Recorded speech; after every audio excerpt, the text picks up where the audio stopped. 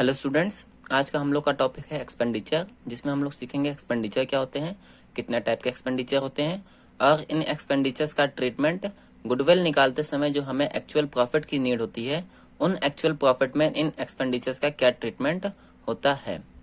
बेटा, एक्सपेंडिचर की बात करें तो एक्सपेंडिचर का मतलब होते हैं खर्चे। जब हम किसी भी चीज़ का बेनिफिट लेते हैं, किसी भी चीज़ का फ़ायदा लेते हैं, तो उन फ़ायदों को लेने के लिए हमें कुछ पेमेंट करनी पड़ती है। उन पेमेंट्स को बोलते हैं हम एक्सपेंडिचर। फ़ायदा लेना ही खर्चे होते हैं बेटा, बेनिफिट लेना ही एक्सपेंडिचर है। बेनिफिट हो सकता है आप थोड़े समय के लिए लें, या हो सकता है बहुत बड़े समय के लिए लें, या आप ये कह लीजिए लंबे समय के लिए बेनिफिट लें। उन बेनिफिट्स को लेने के लिए हमें कुछ पेमेंट करनी होगी। उन पेमेंट्स को बोलते हैं खर्चे, that is expenditure. Any type of payment to receive benefit it is called expenditure. आप ये कह लीजिए कि किसी भी फायदे को लेने के लिए जो भी हम देते हैं, that is payment in any form, that is called expenditure.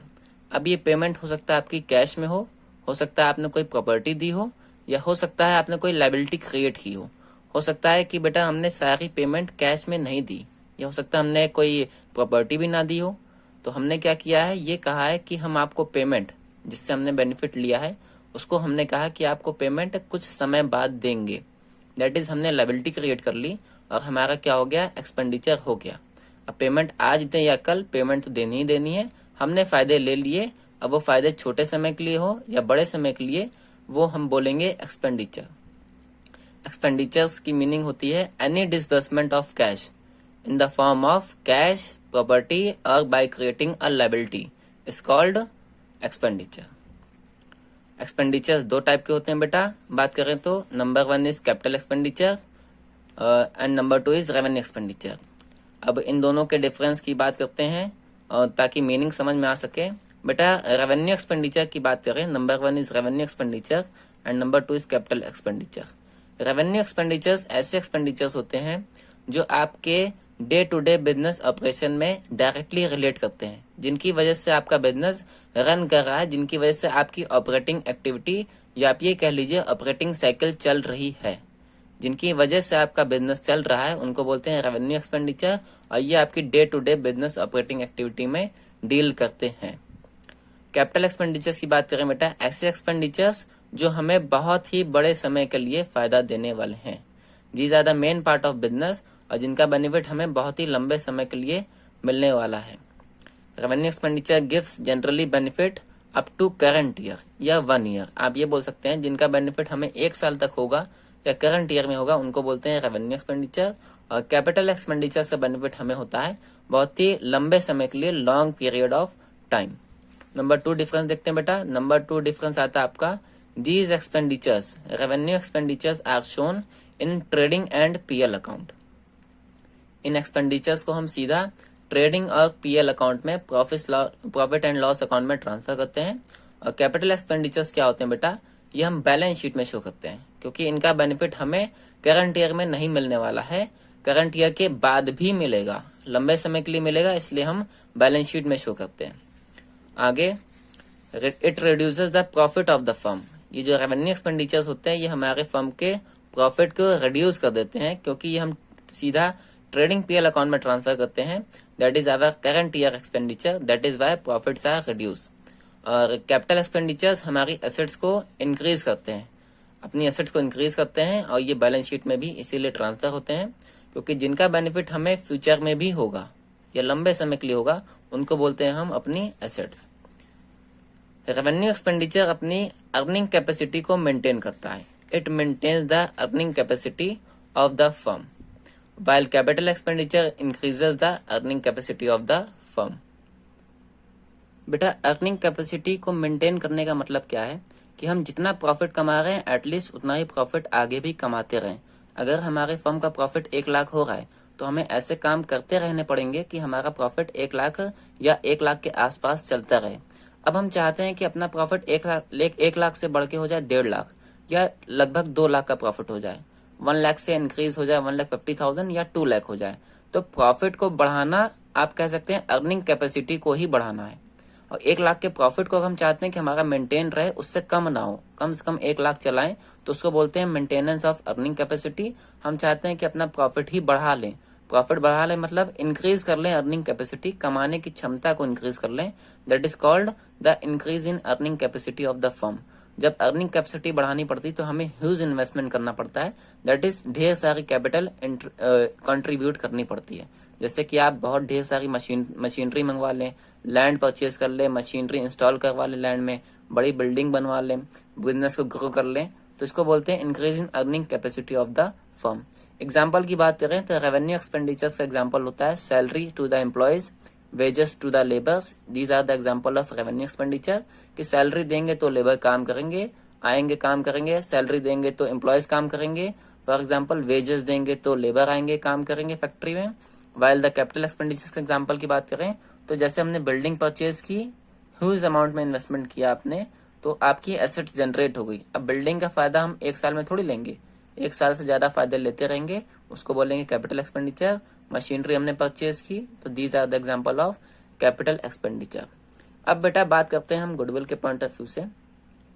Goodwill हम लोग बेसिकली निकालते हैं on the basis of profit, और हमें प्रॉफिट फर्म का बिल्कुल एग्जैक्ट चाहिए होता है ताकि हम फर्म की गुडविल भी एग्जैक्ट निकाल सकें। कभी कभी क्या होता है, गलतियां हो जाती हैं थोड़ी सी।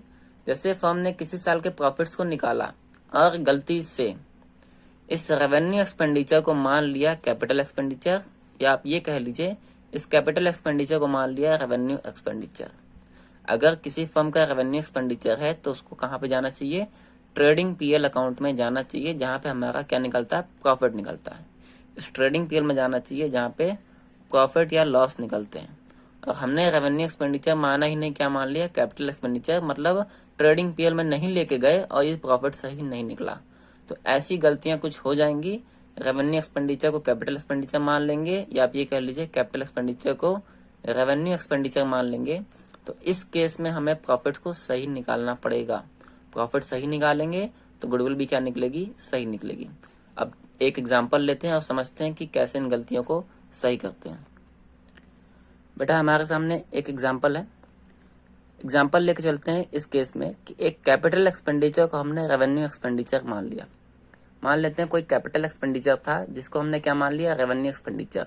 मतलब ये है कि उस कैपिटल एक्सपेंडिचर को, जो कैपिटल एक्सपेंडिचर हमने किया होगा, उसको एसेट साइड में लेके जाना चाहिए था बैलेंस शीट की, और हमने रेवेन्यू एक्सपेंडिचर मान लिया, मतलब उसको पीएल अकाउंट में ले गए। हमने प्रॉफिट लॉस अकाउंट में ये मान के डाल लिया कि वो रेवेन्यू एक्सपेंडिचर है, जो कि गलती हो गई। अब इस गलती को सही कैसे करेंगे और क्या इफेक्ट आएगा, इसको सीखते हैं। देखिए बेटा, मान लेते हैं कि किसी कंपनी का या किसी फर्म का 2010 का प्रॉफिट है 1 लाख। 2010 में फर्म बोल रही है हमारा प्रॉफिट आ गया 1 लाख का, और फर्म बोल रही है कि ड्यूरिंग द ईयर 2010, 2010 में ही एक कंप्यूटर हमने परचेज किया था जो कि 1 लाख का था। कंप्यूटर हमने परचेज किया 1 लाख का, was debited to expense account. हमने उसको क्या मान लिया, एक्सपेंस मान लिया। कंप्यूटर बेटा अपनी एसेट्स होती है, एसेट्स का मतलब वो कैपिटल एक्सपेंडिचर है, और हमने क्या मान लिया है, डेबिट कर दिया एक्सपेंस अकाउंट, मतलब उसको रेवेन्यू एक्सपेंडिचर मान लिया। रेवेन्यू एक्सपेंडिचर मानने के बाद क्या किया होगा आपने, उसको ट्रेडिंग पीएल अकाउंट में डाल दिया होगा। ये गलती हो गई आपसे। फिर से देख लीजिए, प्रॉफिट 1 लाख रुपए का आ गया किस साल, 2010 में, और 2010 में आपने क्या किया, एक कंप्यूटर परचेज किया था 1 लाख का, मतलब आपने 1 लाख की एसेट्स परचेज की, और उस एसेट्स को आपने रेवेन्यू मान के डेबिट कर दिया है एक्सपेंस अकाउंट में, मतलब ट्रेडिंग पीएल अकाउंट में एक्सपेंस मान के डाल दिया। अब इस गलती को कैसे सही करते हैं बेटा, देखते हैं। बेटा मान लेते हैं ये आपका पीएल अकाउंट है 2010 का, ये 2010 का पीएल अकाउंट है। इस साल आपने कहा कि हमारा जो प्रॉफिट आया है वो 1 लाख का आया है। ये 1 लाख का प्रॉफिट, मान लेते हैं ये 1 लाख का प्रॉफिट आपका पीएल अकाउंट में आ गया। दिखाएं इधर पीएल अकाउंट में 1 लाख का प्रॉफिट आ गया, और सेल, सपोज एग्जांपल ले रहे हैं, अज्यूम करते हैं बेटा, मैं यहाँ पे लिख दे रहा हूँ अज्यूम करते हैं कि 2010 में 5 लाख की सेल होगी या हुई होगी, और एक्सपेंसेस हमने किए होंगे 4 लाख के, तभी प्रॉफिट आ गया 1 लाख का, जो कि कंपनी यहाँ पे, फर्म यहाँ पे बता रही कि 1 लाख का प्रॉफिट आ गया। अब एग्जाम्पल क्या है कि हमने एक कंप्यूटर परचेज किया था 2010 में। मान लेते हैं बेटा अपना ईयर चल रहा है कैलेंडर ईयर, ये जनवरी से लेके दिसंबर तक। हमने यहाँ 1 जनवरी का कंप्यूटर परचेज किया 1 लाख का, 1 लाख का कंप्यूटर परचेज किया, और पीएल अकाउंट कब बने हैं, दिसंबर में। ये दिसंबर में पीएल अकाउंट बन गए, मान लेते कैलेंडर ईयर है, पीएल अकाउंट बन गए। तो आपने जो कंप्यूटर परचेज किया था इसको बेटा आप क्या कहेंगे कि ये तो हमारा कैपिटल एक्सपेंडिचर है, और आपने क्या कर दिया, डेबिट कर दिया एक्सपेंस अकाउंट। मतलब आपने एक्सपेंस मान लिए, और जैसे ही आपने एक्सपेंस माना होगा, expenses are debited, expense debit माना होगा, मतलब आपने एक्सपेंस खर्चे मान लिए, तो पीएल अकाउंट में भी क्या किया होगा, एक्सपेंस में डाल दिया होगा। मतलब इस 4 लाख में अगर आप बता रहे हैं पीएल अकाउंट बनाते समय कि सर 5 लाख की सेल में 4 लाख के एक्सपेंस है, 1 लाख का प्रॉफिट, तो ये 1 लाख का जो आपने रेवेन्यू एक्सपेंडिचर माना है, 1 लाख का ये रेवेन्यू एक्सपेंडिचर माना है, वो भी इसमें इंक्लूड होगा।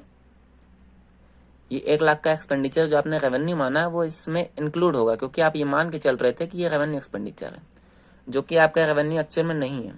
अब सही कैसे करेंगे, सर ये जो 4 लाख के एक्सपेंडिचर है इसमें से 1 लाख रुपए आप हटा दीजिए। क्यों हटा दें, क्योंकि हमारा रेवेन्यू एक्सपेंडिचर नहीं है, और रेवेन्यू एक्सपेंडिचर नहीं है तो ये कहाँ पे जाना चाहिए, सर इसका मतलब ये जाना चाहिए था बैलेंस शीट में। बैलेंस शीट में जाना चाहिए था, मान लेते हैं कहाँ पे, कंप्यूटर के नाम का 1 लाख जाना चाहिए था। ठीक है, तो हम यहाँ पे एक्सपेंस इसका मतलब कितने दिखा दें, सर एक्सपेंस आप दिखा दीजिए 3 लाख के। अगर हमारे एक्सपेंस 4 लाख के हैं जिसमें 1 लाख इंक्लूड है, जो एक्चुअल में हमारा रेवेन्यू एक्सपेंडिचर नहीं है, तो खर्चे एक्चुअली में होंगे कितने के, 3 लाख के। तो अब सही कैसे करेंगे, 5 लाख में से 3 लाख के एक्सपेंस माइनस किए तो प्रॉफिट आ गया कितने का बेटा, अब यहाँ पे प्रॉफिट आ जाएगा 2 लाख का। जो एक्चुअल प्रॉफिट होगा आपका वो कितना का होगा, 2 लाख का प्रॉफिट होगा।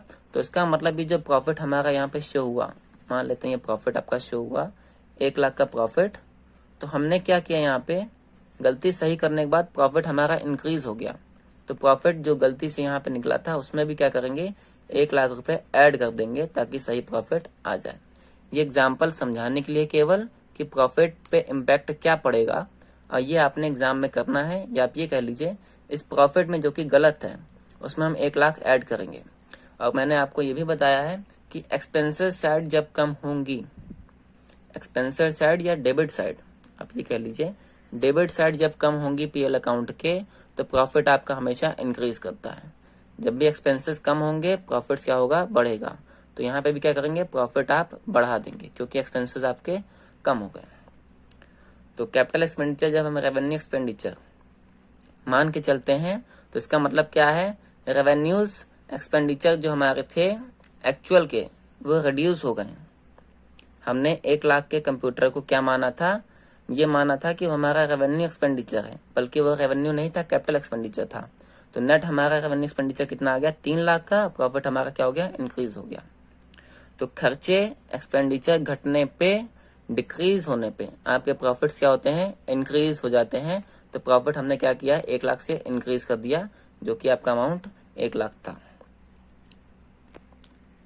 तो ये आप समझ गए treatment of capital expenditure treated as revenue expenditure. बेटा इसी क्वेश्चन में मान लेते हैं, क्वेश्चन को थोड़ा सा कॉम्प्लेक्स करते हैं। मान लेते हैं बेटा एसेट्स जब हमारे पास है तो इसका मतलब एसेट्स पे आप ये बताइए डेप्रिसिएशन भी चार्ज होता है, यस सर होता है। मान लेते हैं इस कंप्यूटर पे कंपनी को डेप्रिसिएशन भी चार्ज करना था 10%। ये सेकंड केस हम लेके चल रहे हैं, फर्स्ट केस कंप्लीट हो गया है, अब सेकंड केस पे बहुत ध्यान से देखिएगा। सेकंड केस पे चल रहे हैं, मान लेते हैं कंपनी ने इस 10% इस कंप्यूटर पे 10% का डेप्रिसिएशन भी लगाना था। अगर कंप्यूटर परचेज किया तो कंप्यूटर माना नहीं, कंप्यूटर माना नहीं तो डेप्रिसिएशन भी नहीं लगाया होगा, ये गलती कंपनी से हो गई। अब जब कंप्यूटर मान लिया मतलब खर्चा उन्होंने क्या किया, कम कर दिया। ये यहाँ पे खर्चा उन्होंने कम कर दिया था, कितना कर दिया था, 3 लाख कर दिया था, 3 लाख खर्चे को कम कर दिया, 3 लाख कर दिया था, और डेप्रिसिएशन नहीं लगाया था। अगर वो कंप्यूटर मान रही है, फर्म कह रही है कि हाँ हम कंप्यूटर मान लिए, कंप्यूटर मान लिए मतलब खर्चा कम कर दिए, तब कंप्यूटर माना है तो डेप्रिसिएशन भी अगर कंपनी लगाती, फर्म लगाती, तो इसका मतलब कंप्यूटर मानने पे खर्चा भी अब डेप्रिसिएशन के नाम का लगेगा। अगर कंप्यूटर माना तो डेप्रिसिएशन भी लगाइए। अब मान लीजिए डेप्रिसिएशन भी लगाना पड़े, मान लेते हैं डेप्रिसिएशन भी लगाना पड़े, तो कैसे लगाएंगे ये देखते हैं हम लोग। देखिए बेटा कंप्यूटर मानने पे मतलब एसेट्स मान ली गलती कंपनी ने, तो खर्चा उन्होंने कम कर दिया, 4 लाख से कितना हो गया, 3 लाख। अगर डेप्रिसिएशन लगा दें, ये आपने मान लेते हैं 1 जनवरी को कंप्यूटर परचेज किया, और कंप्यूटर आपने यूज किया ये साल भर, ये यहाँ से यहाँ तक दिसंबर तक, सपोज कैलेंडर ईयर हमने साल भर कंप्यूटर यूज किया, और 10% है, अगर मान लेते हैं SLM मेथड आपने पढ़ा होगा, स्ट्रेट लाइन मेथड, 1 लाख पे 10% आएगा डेप्रिसिएशन 10,000, क्योंकि साल भर यूज किया। That is revenue expenditure. Depreciation आपका रेवेन्यू एक्सपेंडिचर है। तो एक तो बेटा आपका क्या हुआ, खर्चा बढ़ गया रेवेन्यू एक्सपेंडिचर के नाम का। अगर आपने कंप्यूटर माना तो खर्चा 1 लाख से कम हो गया, और फिर कंप्यूटर मानने के बाद डेप्रिसिएशन चार्ज किया, तो इसका मतलब क्या हो गया कि खर्चा आपका बढ़ गया डेप्रिसिएशन के नाम का। तो वो भी यहाँ पे जाना चाहिए था, किस नाम से जाना चाहिए था, डेप्रिसिएशन के नाम का। कितना जाना चाहिए था यहाँ पे, 10,000। तो टोटल मिला के आप ये कह लीजिए कि एक खर्चा कम हुआ 1 लाख का और एक खर्चा बढ़ गया 10,000 का। तो अब प्रॉफिट पे क्या इम्पैक्ट आएगा, 5 लाख में से 3,10,000 केवल माइनस करते अगर, तो प्रॉफिट कितना आता है यहाँ पे, 1,90,000। अब जाके प्रॉफिट सही निकलता, प्रॉफिट अब जाके सही निकलता। तो प्रॉफिट कितना रिकॉर्ड करते हैं, 1,90,000। तो बेटा इम्पैक्ट इस क्वेश्चन के सॉल्यूशन पे क्या पड़ेगा कि मान लेते हैं फर्म का प्रॉफिट है 1 लाख, और 1 लाख का कंप्यूटर था जिसको रेवेन्यू मान लिए, और फिर डेप्रिसिएशन भी नहीं चार्ज किए। तो क्या इम्पैक्ट पड़ेगा, ध्यान दीजिए। 1 लाख का प्रॉफिट, अब आपने उसको क्या है, कंप्यूटर मान लिया, मतलब एक्सपेंसेस आपके कम हो गए यहाँ पे। तो आपने एक्सपेंसेस का कम होना क्या है, प्रॉफिट बढ़ा देता है, हमने ऐड कर दिया। एक्सपेंसेस का कम होना प्रॉफिट बढ़ा देता है, हमने क्या किया यहाँ पे, प्रॉफिट को बढ़ा दिया। और एक डेप्रिसिएशन के नाम का, ये डेप्रिसिएशन के नाम का आपने इंक्रीज कर दिया एक्सपेंस। खर्चा बढ़ने पे प्रॉफिट क्या हो जाएगा, कम हो जाएगा। तो यहाँ पे अब फिर से हम इस प्रॉफिट को कम कर देंगे, कितने से, 10,000 से। नेट प्रॉफिट आ जाएगा 1,90,000। ये देखिए ये प्रॉफिट यही आ रहा है। तो आपने ये बेटा समझाने के लिए है, आपने क्वेश्चन में ये प्रोसेस अप्लाई करना है। फिर से देख लीजिए, 1 लाख का प्रॉफिट क्वेश्चन में था गलती से पहले, उसके बाद बेटा आपने एक खर्चे को कम किया है, 1 लाख के खर्चे को कम किया। खर्चा कम होने पे, एक्सपेंसेस कम होने पे प्रॉफिट्स इंक्रीज हो जाते हैं, तो हमने प्रॉफिट्स को इंक्रीज कर दिया। उसके बाद प्रॉफिट 2 लाख आ गया। अब एक डेप्रिसिएशन के नाम का एक्सपेंस आप इंक्रीज कर रहे हैं, तो एक्सपेंस इंक्रीज करने पे प्रॉफिट्स क्या होते हैं, कम हो जाते हैं। फिर हमने लेस कर दिया, तो नेट प्रॉफिट आ गया 1,90,000। अब गुडविल निकालते समय इस 190 का यूज होगा, ना कि इस 1 लाख का। तो ये ट्रीटमेंट था आपका, नंबर 1 कंप्लीट हो गया है। Capital expenditure treated as revenue expenditure. बेटा अब हम लोग सेकंड केस लेके चलते हैं। सेकंड मिस्टेक क्या हो गई, एक रेवेन्यू एक्सपेंडिचर है जिसको हमने कैपिटल एक्सपेंडिचर मान लिया है। केस देख लीजिए, रेवेन्यू एक्सपेंडिचर। रेवेन्यू एक्सपेंडिचर का मतलब वो जाना चाहिए था पीएल अकाउंट में, और हमने उसको कैपिटल एक्सपेंडिचर मान लिया, मतलब एसेट साइड में ले गए बैलेंस शीट के। तो इस गलती को कैसे सही करते हैं, फिर से देखते हैं। पहले एग्जांपल लेते हैं बेटा। मान लेते हैं किसी फर्म का 2010 का प्रॉफिट शो है 5 लाख। अगर किसी फर्म ने अपना ट्रेडिंग पीएल बनाया होगा तो प्रॉफिट्स क्या दिखा रही है, 5 लाख का। सपोज कि ये पीएल अकाउंट है, एग्जाम इमेजिन कर लेते हैं। ये मैं लिख देता हूँ यहाँ पे अज्यूम किया है समझाने के लिए कि 10 लाख की सेल है, एक्सपेंसेस है 5 लाख के, प्रॉफिट आ गया 5 लाख का। कंपनी ने यहाँ बता दिया, इन्फॉर्मेशन दे दी कि 5 लाख का हमारा प्रॉफिट आ गया। बाद में पता चला कि ड्यूरिंग द ईयर 2010 में एक रिपेयर हुई थी, repair of ₹1 lakh was made.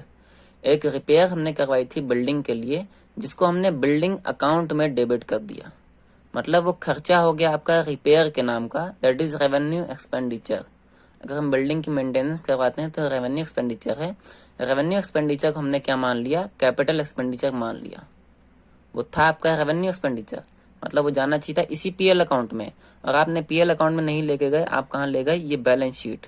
ये बैलेंस शीट के आपने बिल्डिंग अकाउंट को डेबिट कर दिया, मतलब एसेट्स आपने और क्रिएट कर दी। तो अब इस गलती को कैसे सही करेंगे, देखते हैं बेटा। एक्चुअल में ये एक्सपेंडिचर था कौन सा, सर ये एक्सपेंडिचर था रेवेन्यू एक्सपेंडिचर। क्यों सर, हमने रिपेयर करवाई थी, और रिपेयर क्या होते हैं, आपके ट्रेडिंग पीएल में जाते हैं, क्योंकि ये रेवेन्यू एक्सपेंडिचर है। अब जबकि हमने इसको रिपेयर माना नहीं, क्या माना, एसेट्स माना। जब रिपेयर नहीं माना तो यहाँ पे भी नहीं लिखा होगा, जब यहाँ पे नहीं लिखा तो कहाँ चला गया, एसेट साइड में चला गया बिल्डिंग के नाम का। अब गलती सही कैसे करेंगे, सर इसको मान लेते यहाँ पे लिख देते, एक्सपेंसेस में एक एक्सपेंस और ऐड हो जाता रिपेयर के नाम का।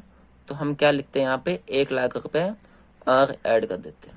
1 लाख ऐड करने पे हमारे टोटल एक्सपेंस कितने के हो जाते, सर 6 लाख के टोटल एक्सपेंस होते। एक्सपेंस 6 लाख के होने पे क्या इफेक्ट आता बेटा, ये देखिए सर 10 लाख के प्रॉफिट, 10 लाख के सेल पे, 10 लाख की सेल पे अगर एक्सपेंस है 6 लाख के, 10 लाख की सेल, 6 लाख की एक्सपेंस, तो प्रॉफिट कितना होता सर 4 लाख का हो जाता। प्रॉफिट 4 लाख का हो जाता। एग्जैक्ट प्रॉफिट अपना आना चाहिए था 4 लाख का। तो बेटा क्या इम्पैक्ट पड़ रहा है सर, एक्सपेंसेस बढ़ने पे, वही बात आ गई, एक्सपेंसेस बढ़ने पे प्रॉफिट क्या हो गए, कम हो गए। अगर हमने इसको एक्सपेंस माना होता है दैट इज रेवेन्यू एक्सपेंडिचर, तो प्रॉफिट्स क्या होता, कम हो जाता। तो हम गलती कैसे सही करेंगे सर, ये देखिए यहाँ पे प्रॉफिट कंपनी ने शो किया 5 लाख का, ये 5 लाख का प्रॉफिट।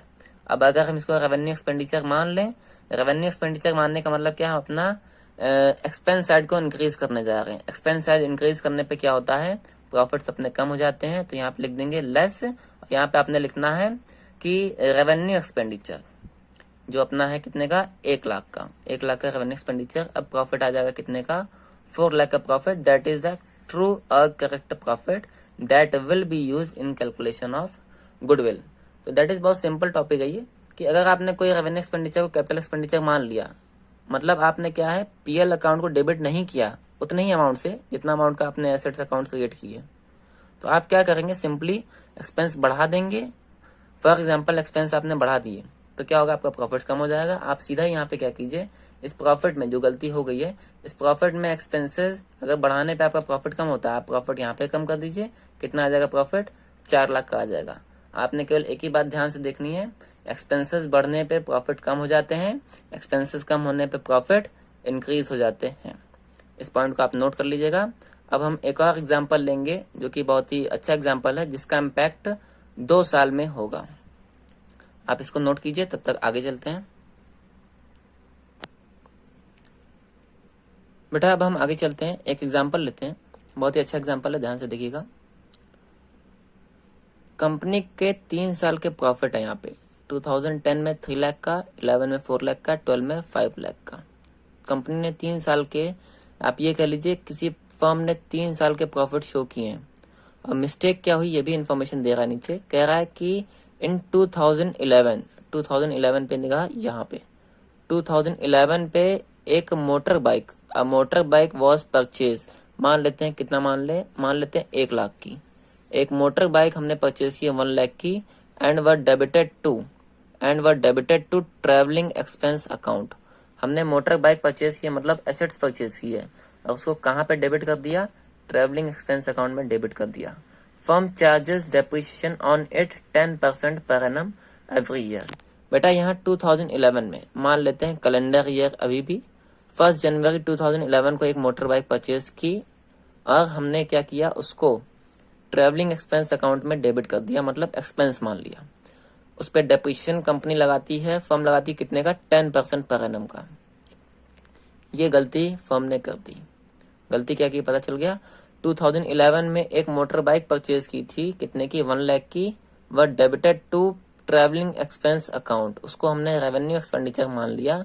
और डेप्रिसिएशन, अब रेवेन्यू एक्सपेंडिचर मान लिया तो हमने डेप्रिसिएशन भी नहीं चार्ज किया होगा, क्यों, क्योंकि सर हमने उसको मोटर बाइक माना ही नहीं। मोटर बाइक मानते तो डेप्रिसिएशन लगाते, अब हमने उसको मान लिया ट्रेवलिंग एक्सपेंस, मतलब डेप्रिसिएशन नहीं लगाया। अब इस गलती को कैसे सही करते हैं, ध्यान दीजिए यहाँ पे। बेटा 2010 में कोई मिस्टेक नहीं हुई, इसका मतलब ये 2010 का प्रॉफिट क्या है, सही है, इसमें कोई मिस्टेक ही नहीं है। मिस्टेक किसमें है, 2011 में है। सर 12 में भी मिस्टेक नहीं है, एक मिनट बेटा, अभी आते हैं 2011 की मिस्टेक को पहले सही करते हैं। क्या मिस्टेक हुई है, ध्यान दीजिए।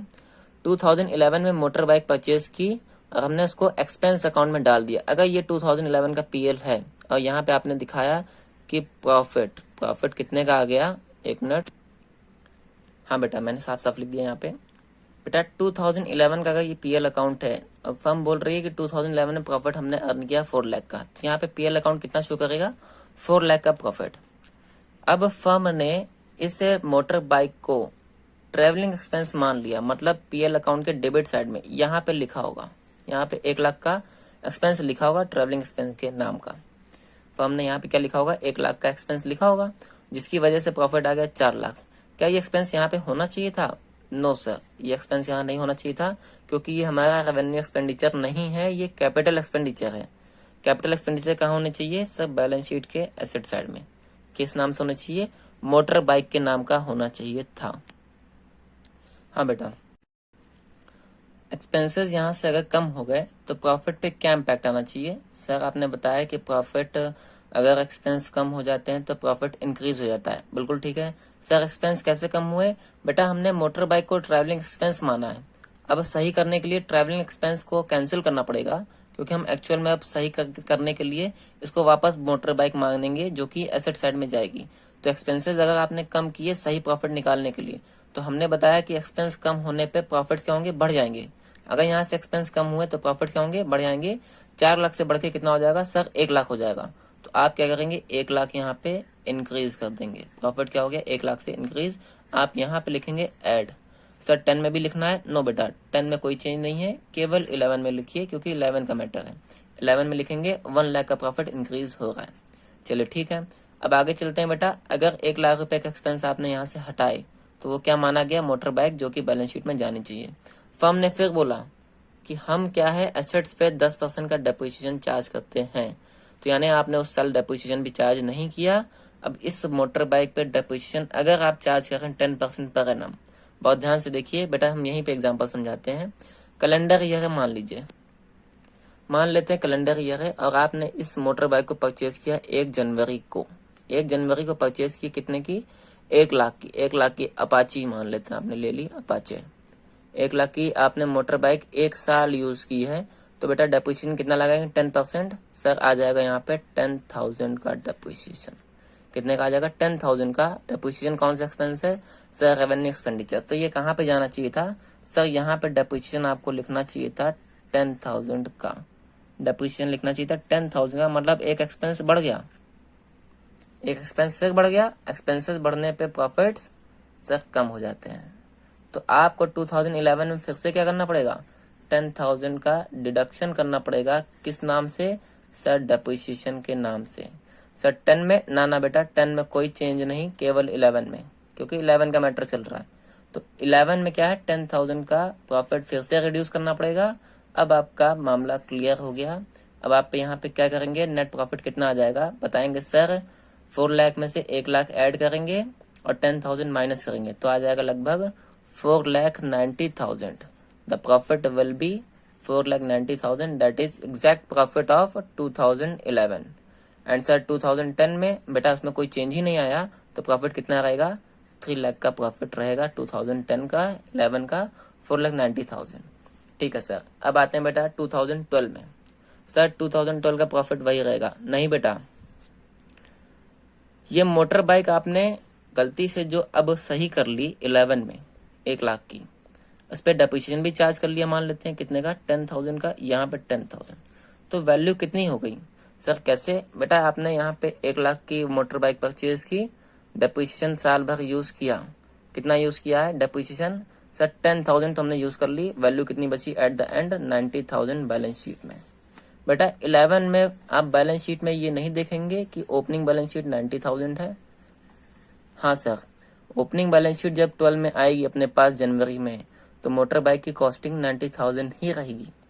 और सर इस साल भी तो डेप्रिसिएशन चार्ज करना है, ऐसा थोड़ी कि एक ही साल चार्ज करेंगे अगले साल नहीं करेंगे। सर मोटर बाइक है और डेप्रिसिएशन हर साल चार्ज होता है, तो हमें इस साल भी डेप्रिसिएशन चार्ज करना पड़ेगा, जो कि हमने नहीं किया। 2012 के प्रॉफिट में 5 लाख शो हो रहा है यहाँ पे, ये 5 लाख, तो हमने गलती ऑटोमेटिक इस साल भी की है। सर हाँ की है गलती, तो गलती इस साल सुधारनी पड़ेगी। कैसे सुधारेंगे सर? 10% डेप्रिसिएशन फिर से चार्ज कर लीजिए। सर कैसे चार्ज करें? मान लेते हैं बेटा ये SLM है, SLM स्ट्रेट लाइन मेथड। कौन सा मेथड है? Straight line method. तो सर अब कितना चार्ज करें? SLM में आपने क्या पढ़ा कि बेटा बुक वैल्यू आप ये कह लीजिए ओरिजिनल वैल्यू पे चार्ज होगा। कितनी है वैल्यू इसकी? 1 लाख की एसेट थी, 1 लाख की मोटर बाइक थी, तो 10,000 ही मान लेते हैं, 10,000। तो 10,000 आप यहाँ पे फिर डेप्रिसिएशन चार्ज करेंगे। अगर मान लेते हैं बेटा ये WDV होता, WDV, तो डेप्रिसिएशन कितना लेते हैं सर? WDV में आप लेते हैं डेप्रिसिएशन जिसकी वैल्यू माइनस करने के बाद आती है, दैट इज 90,000। तो 90,000 में डेप्रिसिएशन आएगा 9,000, तो यहाँ पे 9,000 ले लेंगे। हम मान के चलना समझाने के लिए SLM। अगर SLM हो तो 10,000 डेप्रिसिएशन आप यहाँ पे लिखेंगे 2012 में। हमने कंसेप्ट समझाना है। 12 में क्या मिस्टेक हो गई? डेप्रिसिएशन नहीं माने, मतलब एक्सपेंस नहीं माना, एक्सपेंस अब मान लो। सर मान लिए ये एक्सपेंस मान लिया, एक्सपेंस मानने पे सर एक्सपेंस बढ़ाया आपने तो प्रॉफिट कम हो जाएगा, बिल्कुल ठीक है बेटा। एक्सपेंस बढ़ाने पे प्रॉफिट कम कितना हो जाएगा, 4,90,000। एक्सपेंस बढ़ने पे प्रॉफिट कम, तो आप क्या करेंगे, इधर प्रॉफिट कम कर देंगे कितने का, 10,000 का। सर दोनों सेम हमेशा आएगा, नहीं बेटा, डिपेंड करता है मेथड कौन सा है। अगर मान लेते हैं मेथड SLM है तो सेम आ सकता है, WDV तो अलग। अब प्रॉफिट कितना हो गया, 4,90,000 का। सर ये भी सेम आ रहा है बेटा, इत्तेफाक से सेम आ रहा है, अलग अलग ही आएगा। चलते हैं बेटा, ये था आपका कंसेप्ट डेप्रिसिएशन का। और ऐसे एक्सपेंडिचर जो हमने गलत से मान लिए हैं, रेवेन्यू को कैपिटल मान लिया, कैपिटल को रेवेन्यू एक्सपेंडिचर मान लिया। चलते हैं आगे। अब अगले टॉपिक पे हम लोग फिर मिलेंगे, कोई नया टॉपिक, तब तक के लिए इसको नोट कर लीजिए।